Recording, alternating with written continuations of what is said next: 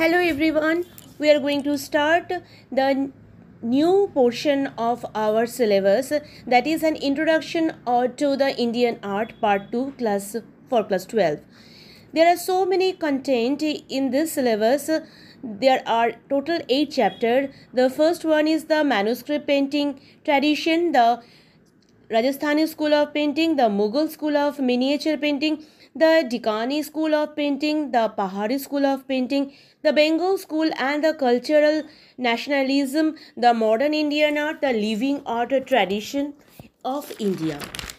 Now we are going to start the chapter 1, the manuscript printing tradition. Introduction. The India's vibrant culture and the tradition have gifted the world with the numerous heartwarming paintings. The paintings are visual representation of the world or the script or sometimes thought. This visual depiction of the narrates a whole different story to the pupil because it's the visual connection to the history of painting can be traced back to the 7th century AD, and this history provides us with a text and act as a guiding the medium for the painters. इसका मतलब है जो हमारा पुराना history and culture था वो सारा painters ने डिफरेंट वे में वो लोग ड्रॉ करके गया था, वो लिख के गया था, और ये सब लिख के जाने के बाद ही हम लोगों को जो पुराना हिस्ट्री के बारे में पता चला, वहाँ का कल्चरल कॉन्सेप्ट के बारे में पता चला। तो हम लोग बहुत ही थैंकफुल है उस पेंटर के लिए जो हमारे लिए ये सब रख के गया है। The evolution of painting in India starts from the culture of manuscript and miniature painting. Still the earlier the resources were the different, and so were the pattern and the style that depicts a different aesthetic manner. वो painting ने सारा जो cultural form में जो manuscript लिख के जाने के बाद ही हम लोग ये सब कुछ मिला, और ये बहुत ही रिसोर्सफुल है और इसके साथ एस्थेटिक सेंस भी जुड़ा हुआ है। What is the manuscript printing? The manuscript printings are related to the religious text, and in the simple word, these texts are given a back support by the medium of paintings. That is, the text are changed into the form of painting.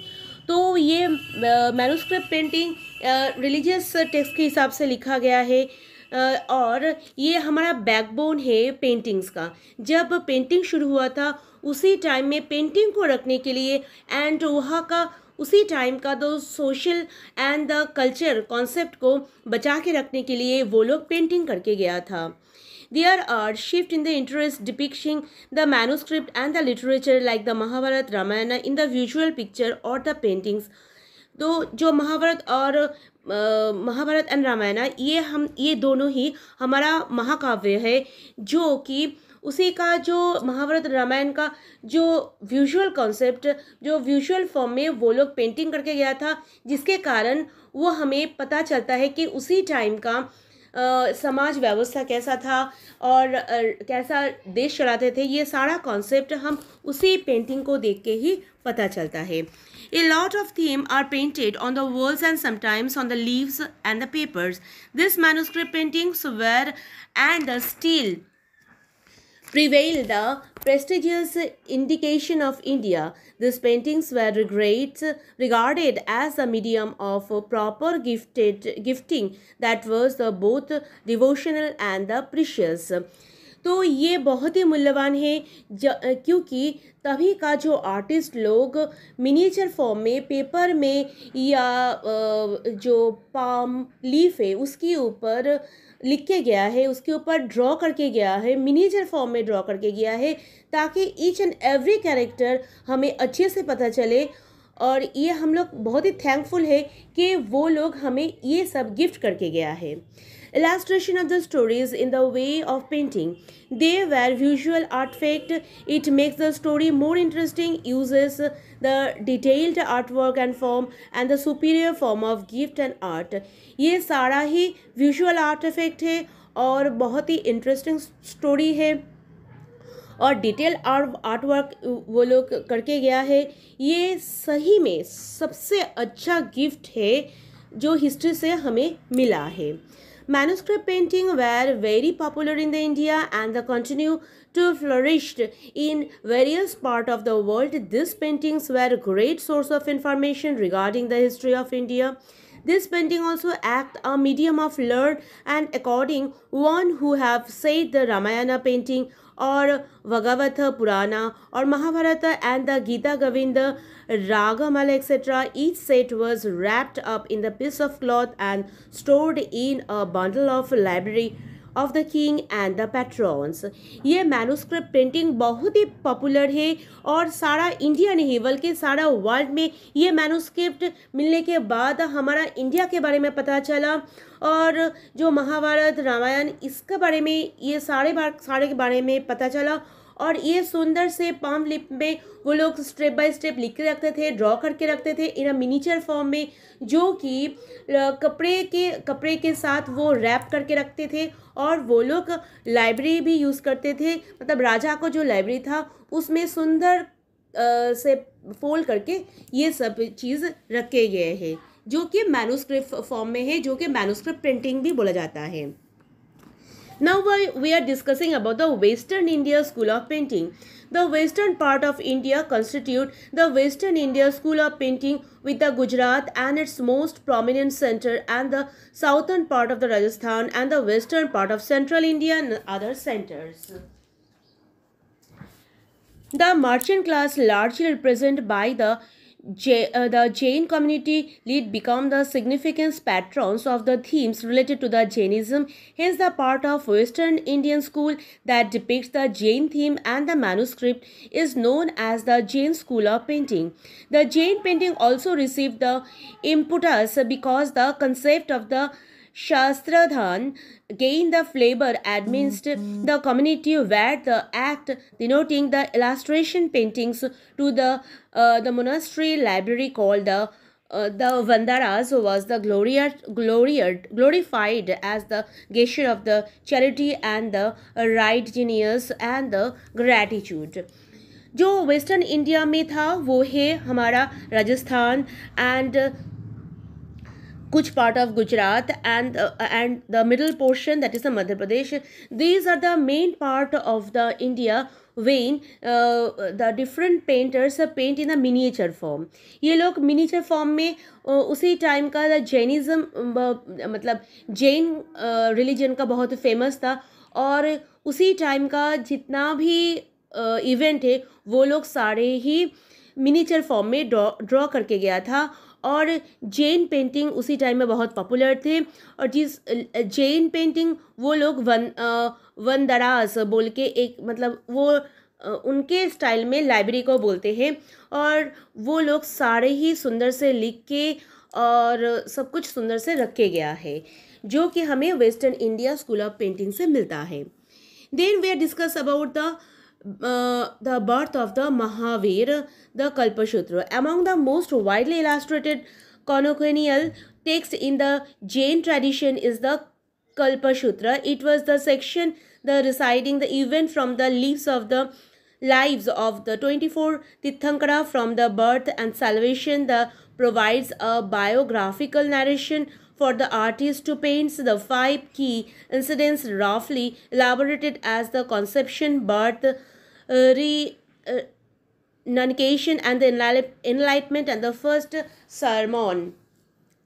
जब महावीर का जन्म हुआ था वहाँ पर और भी 24 तीर्थंकरास थे जो कि सही रास्ते दिखाए थे भारत को, और महावीर अपने अपना एक रिलीजियस ग्रुप बनाए थे जहाँ पर उसने बर्थ से लेके डेथ तक जितना भी स्टेजेस ऑफ लाइफ है उसको अच्छे से एक्सप्लेन किया है एज अ मिनिएचर फॉर्म में और आर्ट फॉर्म में.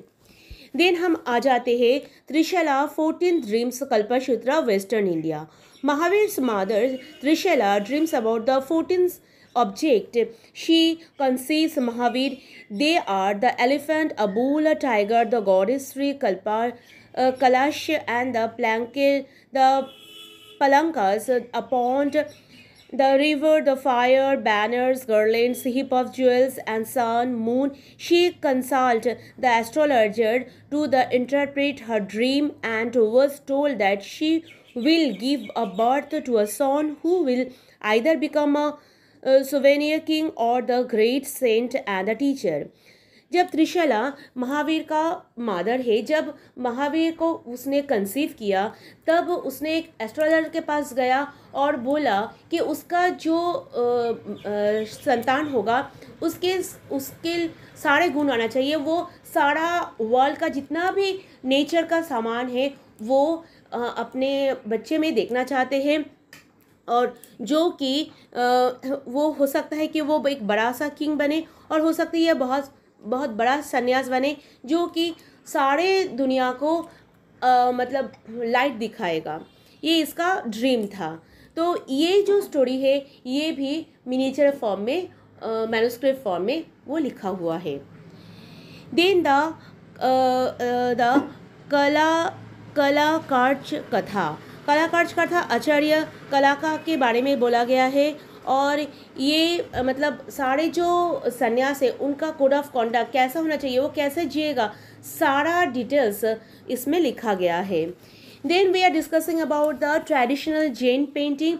तभी जैन पेंटिंग बहुत ही फेमस थे। Every Jain painters were traditional done the palm leaves before the paper was introduce in the 14th century. The palm leaves were adequately treated before the paintings, and writing was etched upon the leaves with a sharp calligraphic device. दो Jain painters Jain time में Jain painters बहुत ही famous थे। वो लोग सारा कहानी वो 14th century में ये पाम लीफ के ऊपर ड्रॉ करके गया था, लिख के गया था, और एक शार्प कैलीग्राफिक डिवाइस मतलब पेन जैसा कुछ यूज़ करते थे ताकि पाम लीफ के ऊपर थोड़ा सा एनग्रेविंग वे में रह जाए, जो टच करने से ही पता चलता है उसमें क्या लिखा हुआ है। Then we are discussing about the indigenous style of painting.